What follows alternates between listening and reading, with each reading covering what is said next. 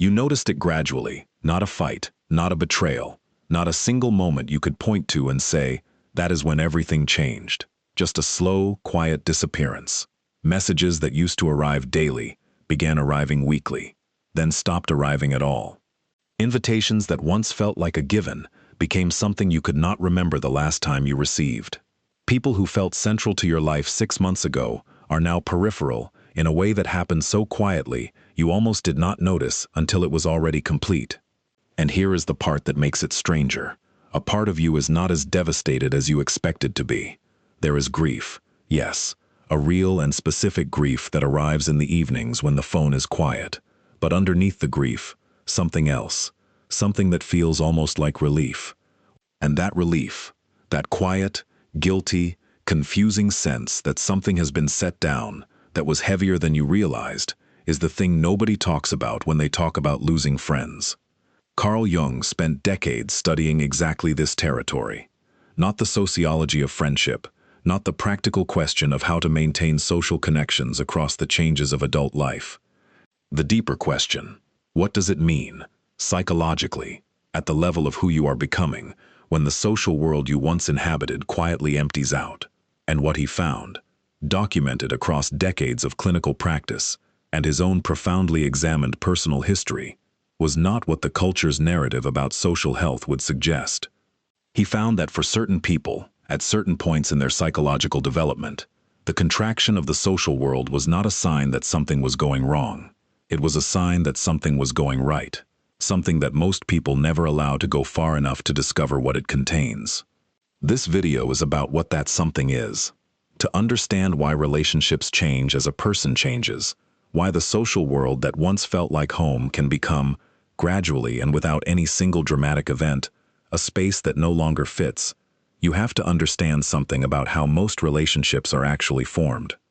Not the idealized version, the honest version. Most relationships, not all, but most, are formed between personas rather than between people. Jung's concept of the persona is one of the most practically important ideas he developed, and it is consistently misunderstood in ways that strip it of its real force. The persona is the social mask, not a deliberate deception, not a calculated performance designed to manipulate how others see you. Simply the set of characteristics, behaviors, and ways of presenting yourself that developed, over time, in response to what the social environments you inhabited consistently rewarded. The funny one, the reliable one, the listener, the peacemaker, the one who keeps the group comfortable, the one who always shows up, the one who never makes it weird. These roles were not entirely false. They contained real aspects of who you were. But they also required the consistent suppression of other aspects, the parts that did not fit the role, that would have disrupted the comfort of the group, that conflicted with the version of you that the relationship was organized around. And the people in your life formed their attachment, in large part, to the role, to the performed version, to the you that fit the space they needed you to occupy, not through any conscious calculation on their part, simply because the role was what was consistently visible. The actual self, whatever exists beneath and beyond the role, was never fully on display, because the social situation rarely created the conditions in which it could be. The moment the persona begins to loosen, and it loosens differently for different people, through different forms of pressure or exhaustion, or simply the slow accumulation of a life that has been lived partly from the outside rather than from the inside, the relationships that were built around it begin to reveal their actual structure. This does not happen in a single dramatic confrontation. It happens in the texture of ordinary interactions. A conversation that used to feel easy begins to feel like effort in a new way. Not the effort of genuine engagement, not the work of actually connecting with another person across real difference and real complexity. The effort of performing a version of yourself you are no longer sure you believe in. You laugh at the right moments. You respond in the familiar way. You keep the room comfortable. And you feel, increasingly, like someone watching yourself from a slight remove. Present in the physical sense. Absent in the sense that matters. Jung called this the beginning of the separation between the authentic self and the persona. Not a rebellion, not a conscious decision to stop being who you were. A movement that initiates from somewhere deeper than conscious decision. The self, whatever that is, whatever genuine selfhood consists of at the level below the accumulated social performance, beginning to require a more honest life than the persona can provide. And when that requirement begins, when the authentic self starts pressing against the limits of what the persona can contain, the relationships organized around the persona begin to feel the pressure. Not because you have become worse, not because you have become cold or selfish or difficult in ways that legitimately damage the people around you, but because the version of you they formed their attachment to is becoming less available. The role is loosening, and the people whose connection to you was primarily a connection to the role experience, that loosening as loss, as the disappearance of something they depended on. Even if what is disappearing was always, in some fundamental sense, a performance rather than a person, there is a specific experience that most people in this process have, but rarely articulate honestly: the discovery that the grief of the social withdrawal is not as complete as it should be. That alongside the genuine loneliness, and it is genuine, the quiet evenings and the silent phone, and the absence of the familiar warmth of being embedded in a social world, there is something else, a quality of relief that is difficult to admit without feeling guilty about it. The relief of not having to perform, of not having to calibrate each response to the comfort of a particular audience, of not having to manage the ongoing project of maintaining a version of yourself in the minds of people whose connection to you was conditional on that version remaining available. This relief is not evidence of sociopathy. It is not evidence that you never genuinely cared about the people who have drifted away. It is evidence of how much energy the performance was consuming, of how significant a portion of your available inner resources was being directed toward the maintenance of something that, you are now discovering, was not entirely sustainable. Jung paid close attention to this relief. He did not dismiss it or pathologize it or treat it as something to be overcome on the way back to normal social functioning. He treated it as information, specific, accurate, important information about the relationship between the persona and the authentic self, about how far the performance had drifted from what was actually true, and about what the withdrawal of the performance was beginning to make possible. Not immediately, not comfortably, not in a way that felt like liberation in the early stages, but with a direction that, for the people who were willing to stay in it, rather than immediately rushing back to the familiar, eventually revealed itself. Jung had a specific name for what becomes visible when the social performance withdraws and the quiet settles in. He called it the shadow, and in its full meaning, not the simplified version, not the notion of a dark twin or an evil alter ego. It is one of the most practically important concepts he developed for understanding what happens to a person during periods of genuine psychological change. The shadow is not the evil part of you.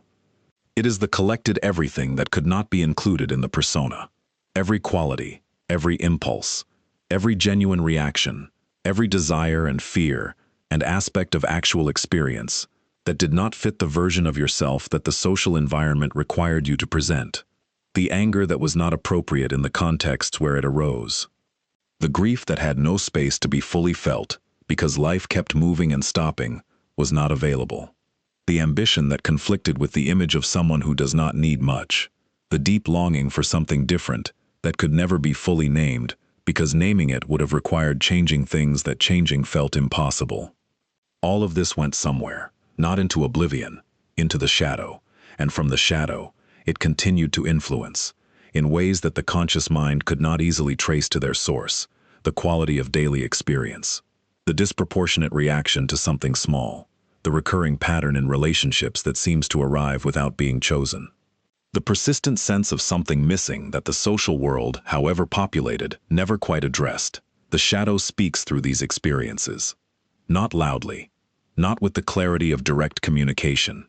In the register of a recurring theme whose source has never been identified, a pattern whose origin has never been examined, and the conditions under which it can finally be heard, under which the unconscious material can begin its slow movement toward conscious awareness, are precisely the conditions that the withdrawal of the social world creates. The quiet. The absence of the continuous social performance that was consuming the attention that could have been attending to what was actually present. The space that opens when the mask is no longer required. Jung spent a period of his own life that is rarely discussed in the popular accounts of his work in exactly this territory.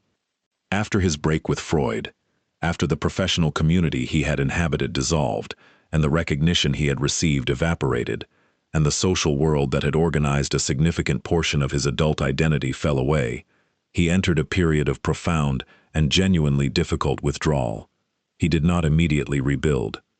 He did not fill the space with new colleagues or new professional structures or the various forms of social replacement that were available to a man of his standing. He went home. He remained with what was present in the quiet. He entered, by his own account, one of the most disorienting and uncertain periods of his life. And from that period, from those years of reduced social connection and genuine inner uncertainty, emerged almost everything we associate with his mature work: the shadow, individuation, the self, the understanding of the unconscious that made him one of the most significant psychological thinkers of the 20th century. Not produced despite the withdrawal, through it, because the withdrawal created the conditions under which the material that had been living beneath the social performance could surface, be examined, be integrated into a richer and more honest understanding of who he actually was. This is not a coincidence. Jung believed it was a pattern, that the periods in a life where the social world contracts, where the familiar connections thin out and the quiet arrives, and the question of who you actually are without the confirmation of an audience becomes unavoidable, are among the most psychologically significant periods available, not the most comfortable.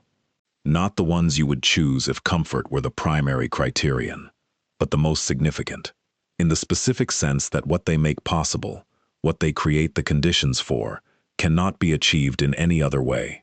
The question most people ask when they find themselves in this territory is the wrong question. They ask, how do I get back to where I was? How do I rebuild the social world that has quietly emptied out? How do I return to the comfortable embedding in a group of people who know me and reach out and create the ordinary texture of a connected life? Jung's question was different. He asked, what is this making possible that was not possible before? Not because the loss is not real, not because the loneliness does not genuinely cost something, but because the question of how to get back to where you were assumes that where you were was where you were supposed to remain.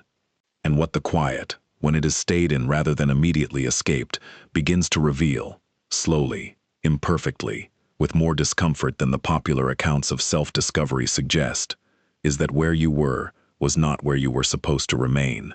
It was where you were. And who you were there was a version of yourself, genuine in many of its aspects, but incomplete in others, that were consistently excluded from what the social context could accommodate. The disappearance of the social world that required that version of you is not the closing of something. It is the opening of something, the space in which the aspects that were excluded, the shadow material, the genuine self beneath the persona, finally have the conditions to surface, to be encountered, to contribute to a more complete understanding of who you actually are. This is what Jung meant by individuation, not the achievement of a final, completed, fully realized self, but the ongoing process of becoming more fully yourself, including the parts that the social performance had made it impossible to include.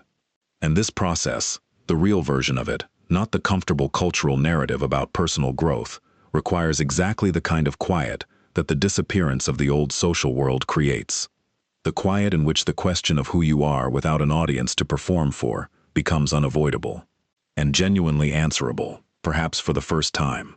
There is a distinction Jung drew that most people who find themselves in this territory never encounter, and without it, the experience of social withdrawal can be misread in a way that leads somewhere much less useful than where it is actually pointing. The distinction is between genuine solitude and isolation. They look identical from the outside. Both involve the absence of significant social connection. Both involve evenings that are quiet and phones that are largely silent, and the particular texture of a life that is not embedded in the ongoing exchanges of a populated social world. But from the inside, at the level of what is actually happening in the psyche during that quiet, they are producing entirely different things. Genuine solitude is withdrawal that is in service of something, not in the sense that it is deliberately chosen as a productivity strategy or a self-improvement technique. In the deeper sense that something in the psyche is using the quiet for real inner work, for the surfacing of shadow material that needed the absence of the social performance to become perceptible, for the gradual clarification of what is actually true about who the person is, beneath the accumulated layers of who they performed themselves to be. For the slow, uncomfortable, genuinely difficult process of encountering the self that was always present beneath the persona, but that the continuous demands of social engagement never allowed to be fully met. This kind of solitude has a specific quality from the inside. Even when it is uncomfortable, and it is often genuinely uncomfortable, it carries a quality of aliveness. Something is moving, something is processing. The questions that surface are ones the person is, at some level, willing to sit with, even when sitting with them is difficult. Isolation is something else. Isolation is withdrawal that is organized around protection rather than growth, around ensuring that the aspects of the self that are still raw and unresolved and potentially painful cannot be reached by anything that might activate them, including, and this is the part that makes it sophisticated, including the inner encounter itself. A person can be entirely alone, surrounded by the philosophical vocabulary of self-development and genuine belief that they are choosing this consciously, and still be using the solitude to avoid, rather than to encounter. Still be maintaining, in the quiet, the same defenses that the social performance maintained in company. Still be organizing the inner life around not looking at what the silence is actually trying to show. Jung was not harsh about this distinction. He had too much genuine compassion for the difficulty of the territory to be harsh about how people navigate it. But he was honest. Because he believed that the difference between these two forms of aloneness determines, more than almost anything else, what the period of social withdrawal actually produces, whether it becomes the beginning of something or simply a different and more private form of the same avoidance. The honest question, and Jung framed it this way deliberately, because he believed it was the one question most people in this situation would rather not ask, is not whether you are alone, it is why. Are you alone because something in you is clarifying? Because the version of yourself that was organized around the old social world has become genuinely too small to contain what is actually present in you? Because the relationships that have faded were built on a persona that is dissolving, and what is dissolving because something more genuinely yours is beginning to require more space than the persona allowed? Or are you alone because staying alone has become the most efficient available method of ensuring that the parts of you that are still wounded, still unresolved, still carrying the weight of things that happened and were never fully processed, cannot be touched? Both can feel like the same thing from the inside. Both can arrive with a genuine sense of relief at not having to perform. Both can generate a real appreciation for quiet. The difference only becomes visible when you look at what the quiet is producing over time.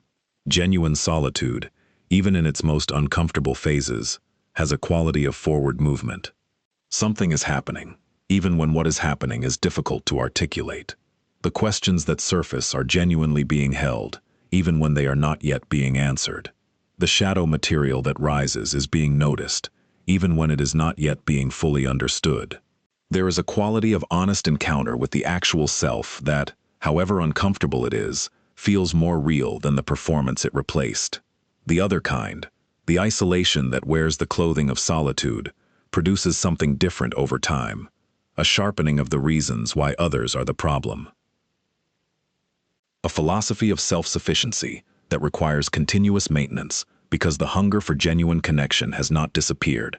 It has simply been reclassified, labeled weakness, assigned to the category of things that have been outgrown, when in fact, the hunger is not weakness.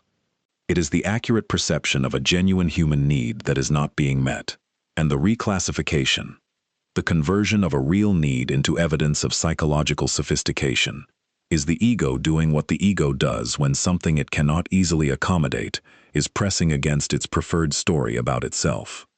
Jung was specific about what genuine psychological growth actually feels like from the inside, and what he described is almost always different from what people expect. It does not feel like arriving somewhere. It does not feel like the achievement of a new and more stable identity that can be maintained with less effort than the old one required. It does not feel like the calm that the popular narrative about self-development tends to promise as the reward for all the difficulty that precedes it. It feels like an ongoing relationship with uncertainty that has become less frightening. Not because the uncertainty has resolved, because the person's relationship to it has changed. They have discovered, through enough time spent in genuine solitude, that uncertainty is not the emergency the ego insists it is. That the absence of external confirmation of who they are does not mean the dissolution of who they are. That the quiet, for all its discomfort in the early stages, is survivable, and more than survivable. It is the space in which the most important things they have discovered about themselves became discoverable. This change in the relationship to uncertainty is one of the clearest markers Jung identified of genuine individuation. Not the achievement of certainty, the development of the capacity to remain with its absence without immediately reaching for something to fill it, without rushing back to the old persona, because the old persona at least provided a clear answer to the question of who you are. Without constructing a new persona, perhaps a more sophisticated one, built around the identity of someone who has done inner work and outgrown the need for ordinary connection, to replace the old one, simply remaining in the open space, long enough for what is genuine to become perceptible, long enough for the self that has been present all along, beneath every performance, to begin providing its own form of orientation. There is a form of psychological inflation that Jung warned about with particular care in the context of individuation. He called it ego inflation, and it appears with notable consistency in the specific territory this video is describing. The person going through genuine psychological transformation, through the period of social withdrawal and shadow encounter, and the gradual dissolution of the old persona, receives a narrative that makes sense of what is happening. They learn that this is individuation, that the people leaving their life were connected to a persona that is appropriately dissolving, that the quiet is not failure, but the necessary condition for genuine inner work. And the insight is real. It is accurate as far as it goes. But the ego, which has been present throughout, quietly observing, looking for a way to accommodate the transformation without actually being transformed, finds in this narrative something it can use, a new identity, the identity of someone who has outgrown ordinary connection, who exists at a psychological level that most people have not reached, whose solitude is evidence, not of circumstances, but of development, whose lack of friends reflects the rarity of genuine souls worthy of the depth that has been achieved. This is ego inflation, and it is, in Jung's understanding, simply the old persona in new clothing. The mask has changed its design, but the function is identical, to provide a story about the self that protects the ego from having to genuinely encounter what is actually present. The test Jung proposed is simple, but not easy. Genuine psychological growth is quiet. It does not require an audience for its confirmation. It does not generate a persistent need to distinguish itself from the people who have not undergone it. It does not produce a sustained sense of being more advanced, more conscious, more developed than the social world that has been left behind. What it produces is something much quieter and much less flattering than any of those things. A more honest relationship with your own limitations, a more patient relationship with your own ongoing incompleteness, a more genuine curiosity about what is actually present in your inner life, including the parts that conflict with whatever the preferred story about yourself currently is. If the solitude has been producing the inflated version, the persistent sense of having surpassed what the departed social world could offer, that is not individuation. That is the ego finding a new way to protect itself from the genuine encounter that individuation requires. What does come after the dissolution, for the people who stay in it honestly rather than escaping into the inflated version? Jung was clear about this, and what he described is both more modest and more significant than the cultural narrative about transformation tends to suggest. Connection returns. Not in the form of the old social world reassembled, not in the form of a populated social life that looks from the outside like the one that preceded the withdrawal, in the form of what Jung called Seelenfreundschaft, soul friendship, the experience of being genuinely seen by another person, not the version of you that is easy to know, not the persona, the performance, the face assembled for social function, the actual interior of you, including the parts that are still forming, still uncertain, still in the process of becoming rather than already arrived. This kind of connection is rare, not because it requires extraordinary people. It requires people who have done enough inner work to show up as themselves rather than as the most acceptable version of themselves. And that inner work is precisely what the period of social withdrawal, honestly undergone, without the inflation that converts it into a flattering identity, makes possible. The person who has genuinely moved through the shadow, genuinely sat with the questions the quiet surfaces, genuinely allowed the persona to loosen without immediately replacing it with a new one, brings something qualitatively different to their encounters. They bring someone who is actually there, with the full, specific, sometimes inconvenient reality of who they actually are, rather than the carefully managed presentation of who they have determined is most likely to be well received. And the people who encounter this, who recognize, in the quality of the meeting, something that most social interaction does not contain, are not many. But they are real, and the connection that forms between two people who are both genuinely present to each other, rather than two personas mutually managing their presentations, is what Jung believed was the genuine reward of the long, difficult, unglamorous process of individuation. Not many connections. Jung himself did not have many, but the ones that existed were, in the most literal sense of his term, transformative. Each party changed by genuine contact with the other, rather than each party's persona successfully managing the interaction while the actual self remained safely out of reach. The question that brought you to this video, why you have no friends anymore, and what it means, was never really the question. It was the surface of the question, the one that was tolerable enough to actually ask.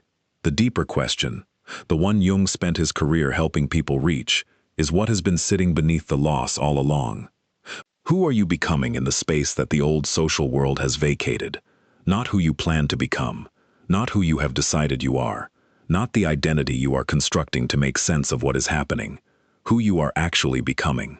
In the honest, unperformed, genuinely uncertain sense of a self that is in process rather than complete.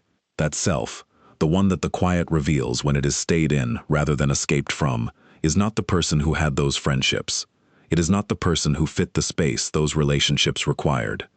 It is whoever is present beneath all of that, beneath the persona that the social world shaped, beneath the roles that the group required, beneath the accumulated performance of a self that was genuine in many of its aspects but that could not, in the end, contain everything that was actually there. That person, the one the quiet is making visible, is not a finished product. They will not be a finished product. Individuation, as Jung understood it, is not a destination. It is a direction, a continuous movement toward greater honesty with what is actually present, greater integration of what has been excluded, greater capacity to be genuinely yourself rather than the managed version of yourself, in solitude, and eventually, in the connections that form around the genuine rather than the performed. The friends you no longer have were not failures. They were relationships that belonged to an earlier chapter. Real in their time, meaningful for who you were then, but unable, in the end, to grow alongside who you are becoming. And what you are becoming, slowly, imperfectly, with more uncertainty than clarity at most stages of the process, is someone the old social world did not have quite enough room to contain. That is not a loss to be corrected. It is a direction to be followed, into the quiet, into the questions, into whatever is genuinely present when the performance has finally been set down, and eventually, in ways that cannot be planned or predicted, toward the rare connections that can meet what is actually there.